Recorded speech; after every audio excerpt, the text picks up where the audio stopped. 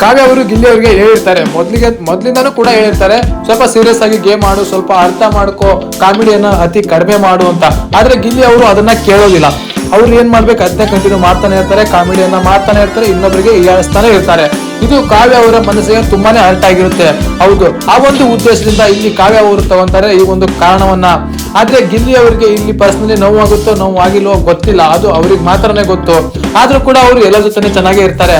ಆದ್ರೆ ಇಲ್ಲಿ ಕಾವ್ಯ ಅವರು ಡೈರೆಕ್ಟ್ ಆಗಿ ಹೇಳಿದ್ರೆ ಎಲ್ಲಿ ಗಿಲ್ಲಿ ಅವರು ನನ್ನ ಮೇಲೆ ಬೇಜಾರಾಗ್ತಾರೋ ಅನ್ನೋ ಒಂದೇ ಕಾರಣದಿಂದ ಅವ್ರು ಕೊಡ್ತಾರೆ. ಒಂದು ಏನಪ್ಪಾ ಅಂತ ಅಂದ್ರೆ, ಗಿಲ್ಲಿ ಅವರಿಗೆ ನಾನು ಮೊದಲಿಂದಾನೇ ಹೇಳ್ಕೊಂತ ಬಂದಿದ್ದೀನಿ, ಅವರು ನನ್ನ ಮಾತನ್ನ ಕೇಳ್ತಾ ಇಲ್ಲ. ಈ ತರ ನಾನು ನಾಮಿನೇಟ್ ಮಾಡಿದ್ರೆ ಅವರು ನನ್ನ ಮಾತನ್ನ ಕೇಳ್ಬೋದು, ಇದನ್ನ ಸೀರಿಯಸ್ ಆಗಿ ತಗೋಬಹುದು. ಯಾಕಂತ ಅಂದ್ರೆ ನಾಮಿನೇಟ್ ಮಾಡಿದೀನಿ ಅನ್ನೋ ಒಂದು ಕಾರಣದಿಂದನಾದ್ರೂ ಅವರು ಸೀರಿಯಸ್ ಆಗಿ ಇದನ್ನ ತಲೆಗೆ ತಗೋಬಹುದು. ಹಂಗಾದ್ರೂ ಇವರು ಬದಲಾಗ್ತಾರೋ, ಅವಾಗಾದ್ರೂ ಕಾಮಿಡಿ ಮಾಡೋದನ್ನ ಬಿಡ್ತಾರೋ ಅನ್ನೋ ಒಂದು ಕಾರಣದಿಂದ ಕಾವ್ಯ ಅವರು ಈ ಒಂದು ನಾಮಿನೇಟ್ ಅನ್ನ ಗಿಲ್ಲಿ ಅವರಿಗೆ ಮಾಡ್ತಾರೆ. ಇದು ಎಷ್ಟರ ಮಟ್ಟಿಗೆ ಸರಿ ಅಂತ ನೀವು ಕಮೆಂಟ್ ಬಾಕ್ಸ್ ಅಲ್ಲಿ ಕಮೆಂಟ್ ಅನ್ನ ಹಾಕಿ. ಹೌದು, ಗಿಲ್ಲಿ ಅವ್ರಿಗೆ ಇನ್ನೂ ಸಲ ಅವರು ಹೇಳ್ಬೋದಿತ್ತಲ್ವಾ, ನೀವು ಈ ತರ ಗೇಮ್ ಅನ್ನ ಆಡ್ಬೋದು, ನೀವು ಸ್ವಲ್ಪ ಸೀರಿಯಸ್ ಆಗಿ ಗೇಮ್ ಅನ್ನ ಆಡ್ಬೇಕು, ನೀವ್ ಯಾಕೆ ಈ ತರ ಮಾಡ್ತಾ ಇದೀರಾ, ಸ್ವಲ್ಪ ಕಾಮಿಡಿಯನ್ನ ಸ್ವಲ್ಪ ಕಡಿಮೆ ಮಾಡಿ, ಕಾಮಿಡಿ ಮಾಡಿ ಅಂತ ಹೇಳ್ತಾ ಇಲ್ಲ. ಆದ್ರೆ ನೀವು ಇನ್ನೊಬ್ರಿಗೆ ಇಳಿಸಕ್ ಹೋಗ್ಬೇಡಿ.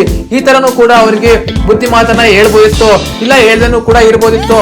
ಮತ್ತೆ ಇನ್ನೊಂದು ನಾನು ಮಾತಾಡ್ಸ್ಬೇಡ ನೀನು ಅಂತಾನು ದೂರ ಇರ್ಬೋದಿತ್ತು ಅಲ್ವಾ. ಈ ತರನು ಕೂಡ ಹೇಳಿದ್ರೆ ಒಳ್ಳೇದಿತ್ತು ಅಂತ ಅನ್ಕೊಂತೀವಿ. ಆದ್ರೆ ಇಲ್ಲಿ ಕಾವ್ಯ ಅವರು ಮಾಡಿದ್ದು ನಾಮಿನೇಟ್ ಅನ್ನೋ ಒಂದು ಪ್ರಕ್ರಿಯೆ ಎಷ್ಟು ಸೀರಿಯಸ್ ಆಗಿ ನಡೆಯುತ್ತೆ ಅಂತ ನಿಮಗೆ ಗೊತ್ತು. ನಾಮಿನೇಟ್ ಅಂದ್ರೆ ನಿಮಗೆಲ್ಲ ಗೊತ್ತಿರುತ್ತೆ, ನೀವು ಕೂಡ ಡೈಲಿ ನೋಡ್ತಾ ಇರ್ತೀರಾ ಬಿಗ್ ಬಾಸ್ ಅನ್ನ, ಹೌದಲ್ವಾ. ಹಂಗಾದ್ರೆ ಈ ಒಂದು ಪ್ರಕ್ರಿಯೆಯಲ್ಲಿ ಗಿಲ್ಲಿ ಅವರ ನೇಮನ ತಗೊಂಡಿದ್ದು ತುಂಬಾನೇ ತಪ್ಪಾಗಿರುತ್ತೆ. ನೀವು ಒಂದ್ಸಲ ಈ ಗಿಲ್ಲಿ ಅವರನ್ನ ನೋಡ್ಬೋದು, ಎಷ್ಟು ಡಲ್ ಆಗಿದ್ದಾರೆ ಅಂತ, ಎಷ್ಟು ಅವರ ಫೇಸ್ ಅನ್ನ ನೋಡ್ಬೋದು ನೀವು, ಎಷ್ಟು ಡಲ್ ಆಗಿದ್ದಾರೆ ಅಂತ. ತುಂಬಾನೇ ಅವರಿಗೆ ಮನಸ್ಸಿಗೆ ಹರ್ಟ್ ಆಗಿದೆ. ಹೌದು, ಯಾಕಪ್ಪ ಅಂತಂದ್ರೆ ಬೇರೆಯವರೆಲ್ಲ ನಾಮಿನೇಟ್ ಮಾಡಿದ್ರೆ ಅವ್ರು ಇವಾಗ ಅವ್ರಿಗೆ ಟಾಂಟ್ ಕೊಡ್ತಾ ಇದ್ರು, ಅಲ್ಲಿ ಕೂಡ ಕಾಮಿಡಿಯನ್ನ ಮಾಡ್ತಾ ಇದ್ರು. ಆದ್ರೆ ಇಲ್ಲಿ ಏನಾಗಿದೆಪ್ಪ ಅಂತಂದ್ರೆ ಕಾವ್ಯ ಅವರು ಈ ಒಂದು ನಾಮಿನೇಟ್ ಮಾಡಿರೋದ್ರಿಂದ ಅವರು ಸುಮ್ಮನೆ ಇರ್ಬೇಕಾಗಿತ್ತು, ಸುಮ್ಮನೆ ಇದ್ದಿದ್ದಾರೆ. ಅಲ್ಲಿ ಯಾವುದೇ ರೀತಿ ಅವರು ಕಾವ್ಯ ಅವರಿಗೆ ಟಾಂಟ್ ಅನ್ನ ಕೊಡೋಕು ಹೋಗಿಲ್ಲ. ಹೌದು, ಅವರು ಸುಮ್ಮನೆ ನಿಂತಿದ್ರು. ಕಾವ್ಯ ಅವರು ತಮಗೆ ಬೇಕಾದಂತ ರೀಸನ್ ಅನ್ನ ಕೊಟ್ರು.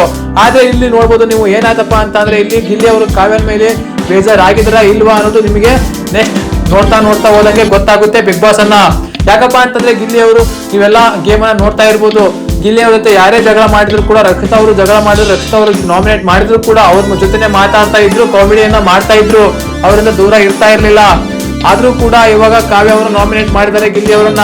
ನೋಡ್ಬೇಕು ಇನ್ನ ಮುಂದಿನ ಶೋ ಅಲ್ಲಿ ಯಾವ ತರ ಎಲ್ಲ ಆಗುತ್ತೆ ಅಂತ, ಕಾವ್ಯ ಮತ್ತು ಗಿಲ್ಲಿ ಅವರು ದೂರ ಆಗ್ತಾರ ಇಲ್ವಾ ಅಂತ. ಹೌದು, ಬಿಗ್ ಬಾಸ್ ಅವರು ಇಲ್ಲೊಂದು ಟ್ವಿಸ್ಟ್ ಇದ್ದಾರೆ.